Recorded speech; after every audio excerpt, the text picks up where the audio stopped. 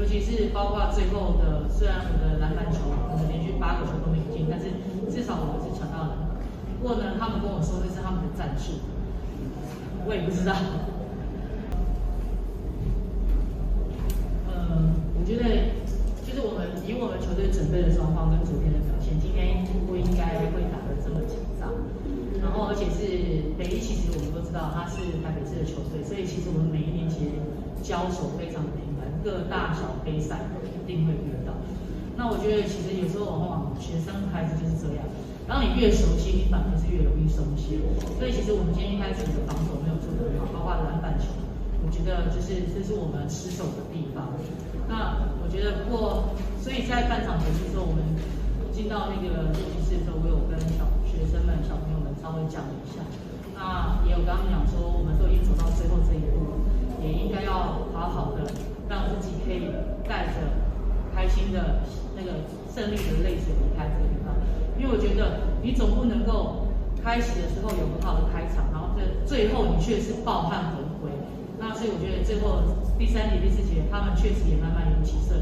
尤其是包括最后的，虽然我的篮板球可能连续8个球都没进，但是至少我们是传到篮板。不过呢，他们跟我说这是他们的战术，我也不知道。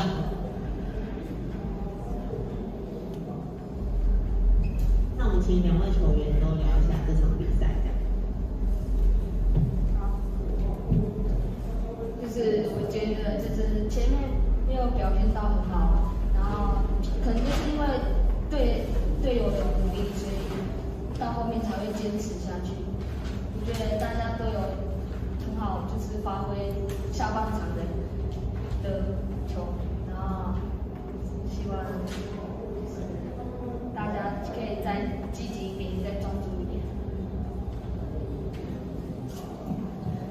虽然我们第1、2节的时候没有表现得特别好，可是我觉得我们3、4节大家都调整得不错，因为我觉得是因为教练的喊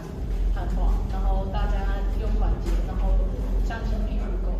然后最后面我们大家就不想输嘛，不服输，然后去拼抢啊，就算结果如何，不管输赢吧，我们都是要笑着离开球场。可是今天我们赢了，我们只是更开心而已。可是我觉得明天就是新的开始，就要准备新的赛季。